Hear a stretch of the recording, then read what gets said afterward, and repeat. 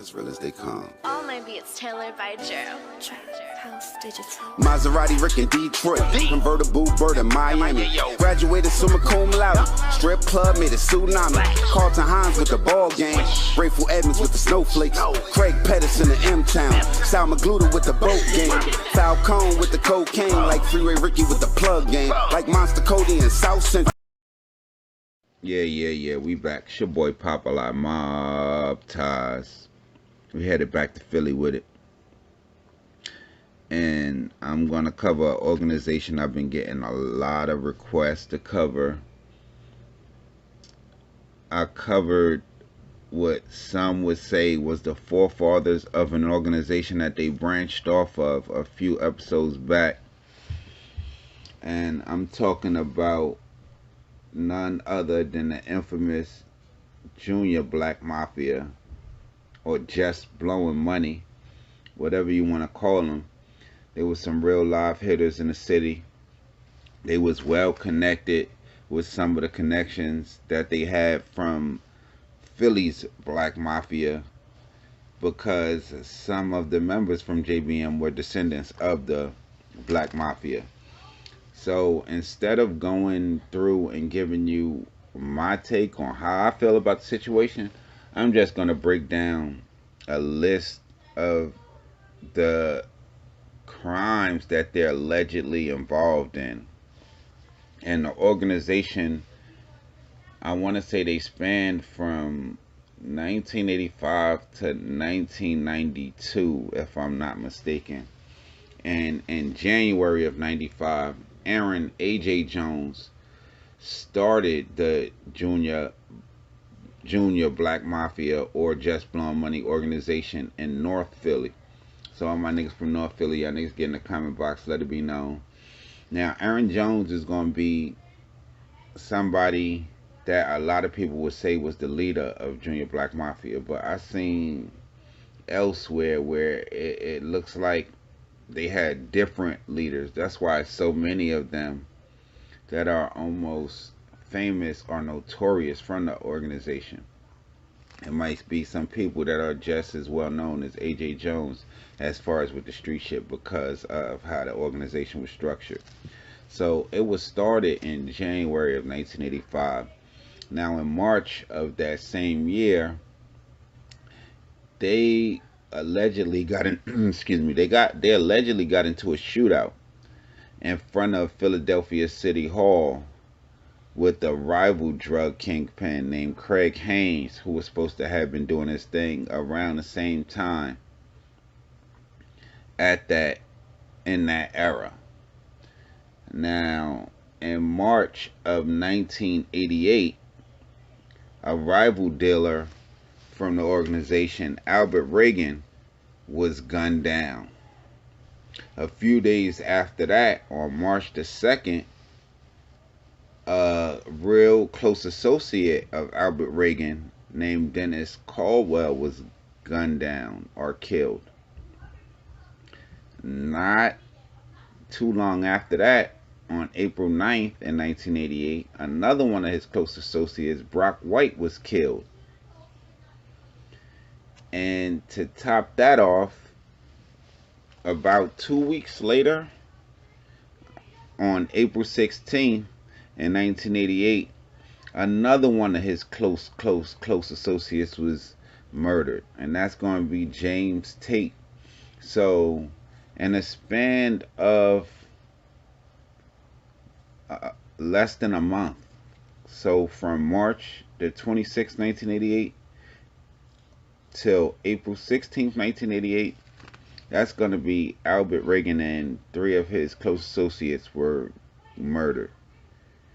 Now, on July the 12th, 1988, another gangster from Philly that went by the name of Mark Lisby was killed by a Junior Mafia enforcer by the name of Big Tone.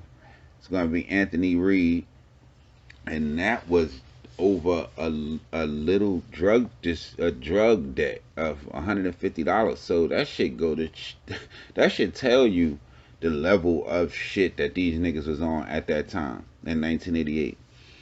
So in November 5th, on November 15th of that same year, 1988, Craig Haynes, the dealer that they got into the shootout with at City Hall, who was shot again, and he refused to identify the shooters that assaulted him to the police.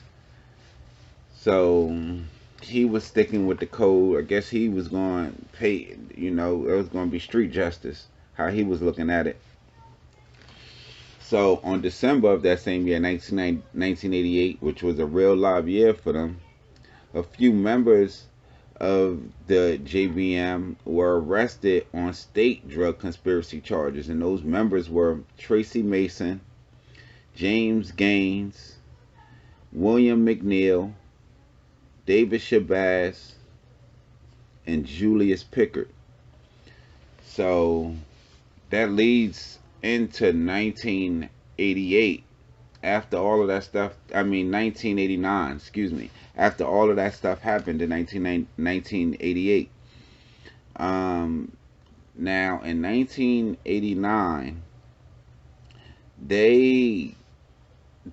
I want to say they got more turf when an affiliate of Junior Black Mafia, Big Roachy, his name was Richard Nelson, but he went by the name of Big Roachy. He was sent to prison, and his brother and business partner, Little Roachy, which was Wayne Nelson, was killed. So their turf pretty much expanded after that because it was an opening in the game.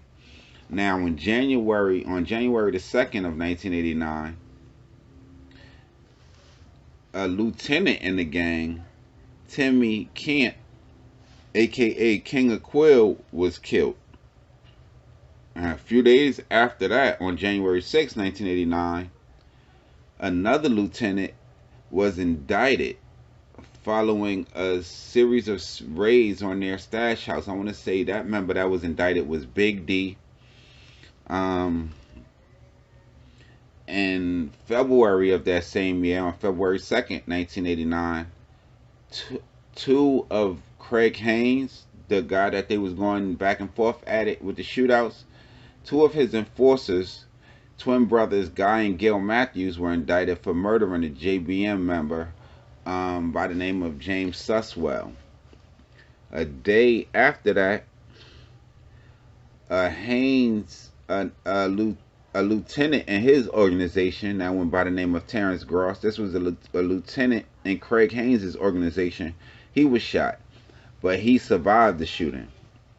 Now, a couple weeks later, on February 21st of 1989, a rival drug dealer from the Junior Black Mafia that went by the name of Richard Isaac was paralyzed and left by the waist. He was paralyzed from the waist down after he was shot 10 times by a JBM hit team.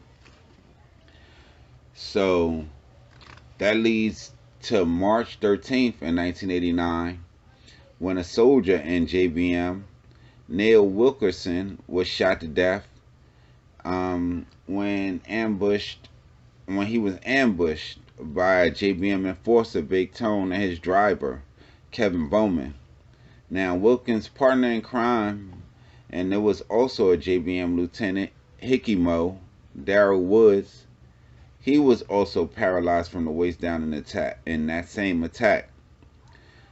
Now, Woods and Wilkerson, they were targeted by the JBM bosses for the belief that the pair might turn state on them or might turn into government informants. So they try to eliminate them from jump. Now, on March 18th in 1989, this is going to be that same year, a teenager was shot in a drive-by by Big Tone. And that was after Walters hit Reed's car with a snowball. So it's like, that's the niggas was wild, man. A teenager hit Big Tone's car with a snowball, and he killed him after that. So a few days later, this shit is just wild. A few days later, or a couple weeks later, on March 26, 1989, a lieutenant in JBM and West Philly, Reggie Reidenberg, he was killed after he was being suspected by Junior Black Mafia superiors from skimming the till. So they thought my man was putting his hand in a cookie jar. So, they did what they had to do. Now, in June, on the 29th in 1989, Anthony Fletcher went by the name of Two Guns and Eric Hurst, they were ambushed by members of the Haynes organization. Fletcher was wounded and Hurst was killed in that ambush. So they was going back and forth at it with that organization from the beginning. Now in July of 1989, an enforcer for the JBM mob named Dirty Black and his crew, they opened fire on a South Philly street corner. They wounded an innocent woman and they killed the innocent man in an effort to dissuade non-Junior Black Mafia affiliates from working in the area. So pretty much marking a turf, if you know what it is in the streets. Now, August of 1989, another lieutenant, Donnie Branch, was shot to death in an attempt where they tried to kill Aaron Jones. And that was another hit that was ordered by the Haynes organization, allegedly. Now, Jones and the second in command for the Junior Black Mafia, which was a guy by the name of Magic, Sam Brown, they were reindicted for the attempted murder of Richard Isaac. They were first charged in February, immediately after the shooting, but the charges was eventually dropped back then. So they was arrested and jailed, but the charges was dropped while they were in jail. And at that time, Bucky, which is another well-known member of the Junior Black Mafia, a guy by the name of Leroy Davis, he was the acting boss while Aaron Jones was away. So on September 16th, 1989, Anthony Anderson, one of the suspected shooters in the Branch murder, was found killed. A few days later, almost a little bit more than a week, on September 21st, 1989, a JBM founding member, Goldie, which was a guy by the name of Mark Casey, he dies of a prison drug overdose. So it's getting real with the gang. It's the back and forth stuff is starting to take a toll on them. During that same week, or a few days after that, on the 25th of September, Big Tone was convicted on a weapons charge. In 1989, November, on the 3rd, Aaron Jones stabbed the inmate in the Philadelphia detention center. So it was just getting haywire for them, for real. Which kind of transitions into 1990. On April 20th, when Big Tone and Black were found guilty for the murder of Phil Fresh in that ambush shooting, where they murdered Phil Fresh Wilkerson and they paralyzed the other guy that was with him. Now, the day after that, an enforcer for the gang, Big Basil, that's going to be Leonard Patterson, he was convicted of the hit on James Tate. So the next month, in May, on the 14th of 1990, that Bucky, who was still the acting boss of the Junior Black Mafia, he was shot to death on the front porch of a row house in West Philly by his successor in the gang, Brian Moochie Thornton. So it was starting to get some internal gang conflict. So after the hit on Bucky in June of that same year, on the 10th, while being the acting boss of the Junior Black Mafia. Moochie and his driver, Little Hawk, was a guy by the name of Eric Watkins. They got into a road rage incident with a guy by the name of Greg Jackson in North Philly. Now, that led to Little Hawk pistol whipping and executing Greg Jackson in front of his wife, on the orders of Moochie. So that was some wild, wild shit. Now, in that same year, on August the 18th, a lieutenant in Junior Black Mafia, that went, a guy by the name of Bruce Kennedy, he was shot and killed. I want to say it was behind a counter somewhere in West Philly, for messing with one of Aaron Jones's girls while he was locked up. So it started to get real messy towards the end. Now, on October the 2nd of 1991, which is a few months later, but a new year, the indictment against the entire Junior Black Mafia organization was released.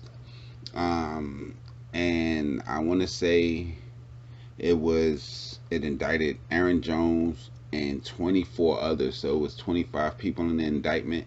And on April the 23rd of 1992, Aaron Jones and Moochie, they were convicted in that racketeering case. Aaron Jones was convicted of killing Kennedy and the murder over the girl. And he was sentenced to death in 1993 in January at the sentencing. So I want to say he's still on death row. A lot of the organizations died. A lot of the members of the organizations died. A lot of them are behind bars with that indictment that was released on them. So that was just a little insight into the gang known as the Junior Black Mafia, or just blowing money fast. It's your boy Popalot. Mobb ties.